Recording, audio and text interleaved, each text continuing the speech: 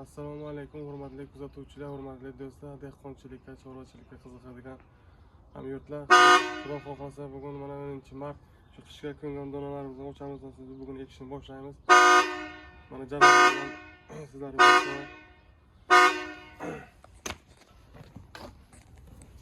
donlarimizni mashina ko'mib qo'ygandik, suv bergandik qishda. Namligi ham yerni yaxshi. Do'stlar, bugun donalarimizni ochib ko'ramiz. Qaysi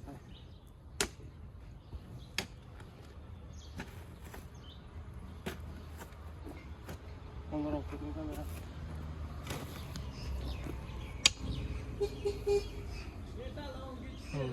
Yok.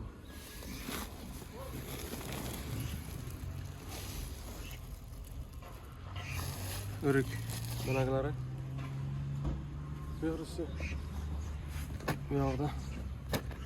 Ya banakını kömür koyalım olsun. Kulak bakalasa.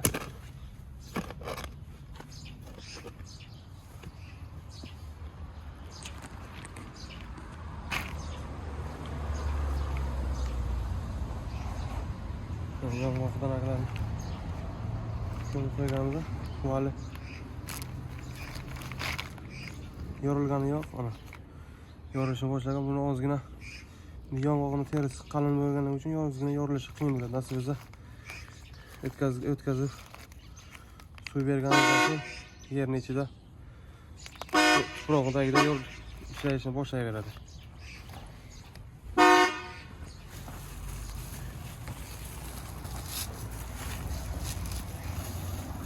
O'rik danaklarimiz.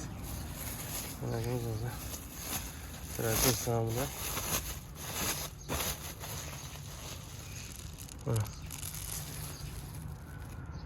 Yorulup şey yaptı.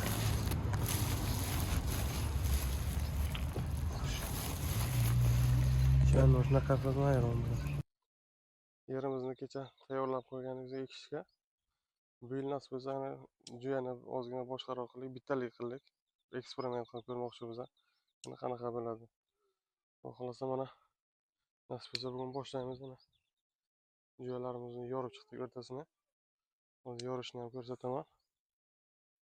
Mana shuncha joy tayyorlab qo'ydik. Yana danamizga qarab, agar yetishmasa agar u yerni ham qaytarib nima o'g'irlab mahalliy nima qilib to'kib qaytarib qo'yilgan.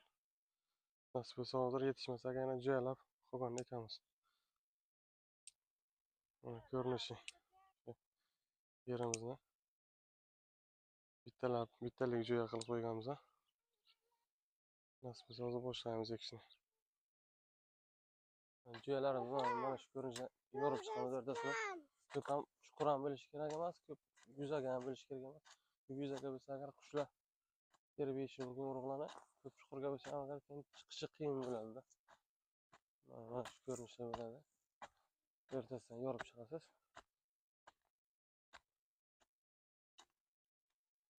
Mana shunaqa ko'rinishda bo'ladi. O'shadan mana shu tariqani o'rtasidan 5 sm kattaroq qilib qo'yib chiqamiz.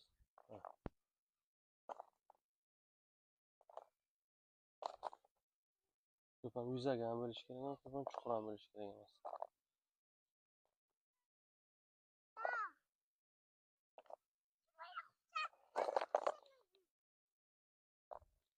Hozir ko'mish jarayonini ham ko'rsataman. Bir tomonga ochilgan. Bir tomondan tuproqni ichiga tortasiz.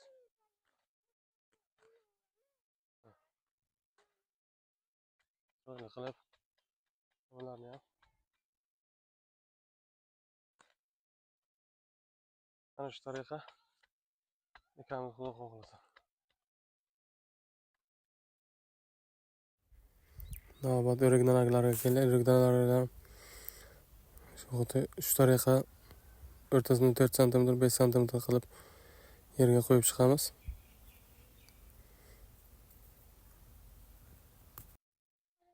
İşimiz ham yakunlandi. Xudoga shukr, mana. Hamma donaklarni qurib bo'ldik. Yerda shu bir sitiq joyga yetdi ko'chat nimalarimiz, danaklarimiz.